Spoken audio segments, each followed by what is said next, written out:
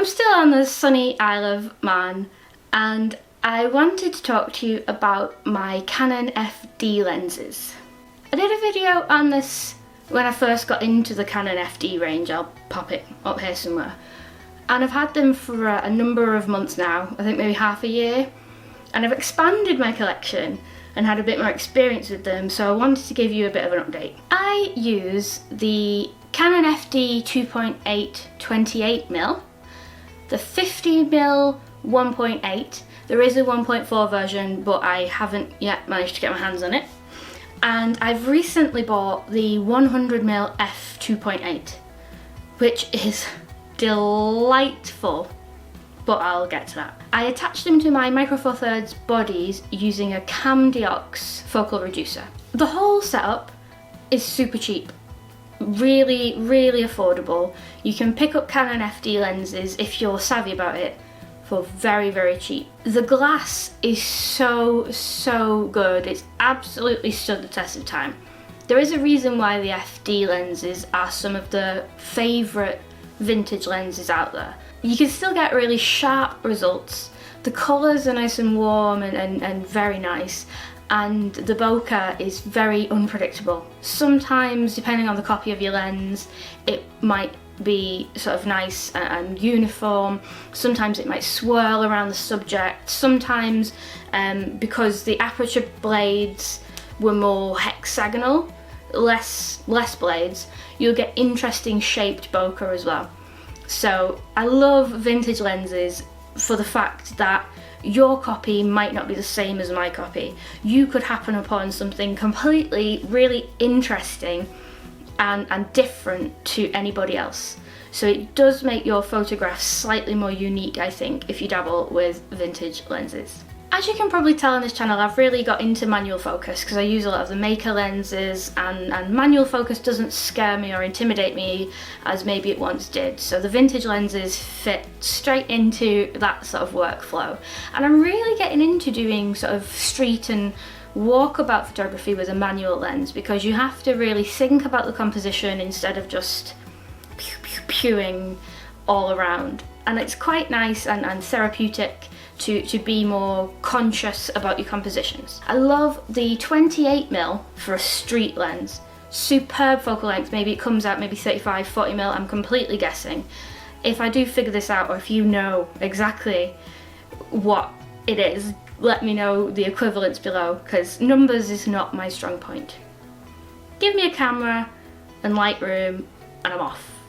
Give me numbers, I'm terrible. The 28mm 2.8 is superb for street, love it, got some really good results.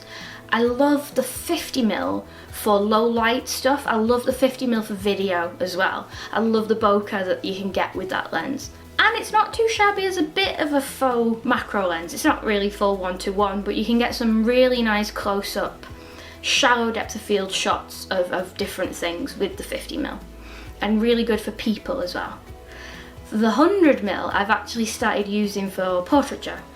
I love the separation that this lens gives. I love the build quality given that it's blooming old. I just think for the price it stands up to so many great Micro Four Thirds lenses. I absolutely love using it for portraiture, and you might be pleased to know I actually use my lens hood with the 100mm. Because generally, as a vintage lens, one of the characteristics as the glass ages is you can lose a little bit of contrast sometimes. So adding the lens hood can help with that respect if you're in tricky lighting conditions. And it looks really cool with the lens hood as well, I'm not gonna lie. The 100mm 2.8 cost me 99 quid, and even in the shop at the same time he had 3 different copies in. So one was 70 quid, this one was 100, and then there was an absolutely pristine one for I think 120. So I went for the one in the middle. You can pick them up on eBay for much cheaper, but I saw it in the shop. He had a passive adapter to put straight on my camera that day. And basically, there was no way that I wasn't leaving with it, let's be honest. And he threw in the body cap lens for 20 quid as well, so it was a good bargain kind of shop. I'm a big fan.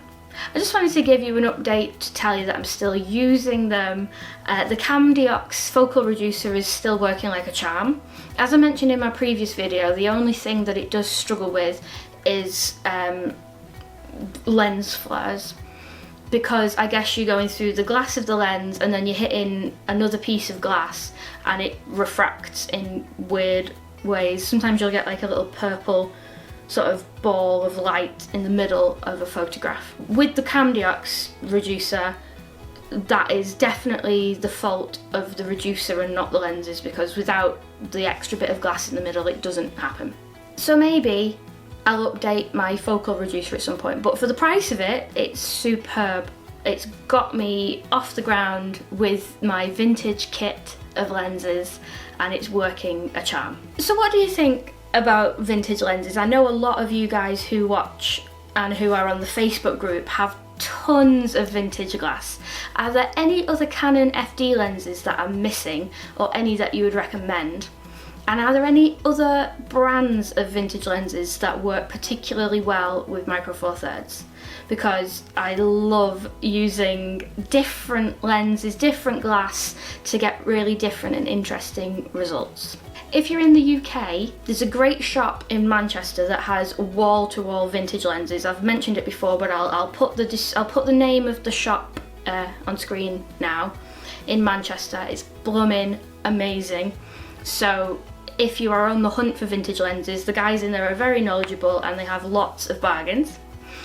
If you are around the northwest as well, there is a little sort of treasure trove of a place called Bygone Times, where it sells loads of old worldy kind of stuff, and I bought my Pentax K1000 from there and several lenses over the years. There's loads of other stuff in there as well, not just cameras, but if you do want to go out and have a little hunt for some fun stuff, you can sometimes happen upon some interesting camera equipment in there. Where do you get your vintage stuff from, aside from like eBay and stuff? Is there any good shops, particularly in the northwest maybe, that you could recommend, and I'll go and check them out?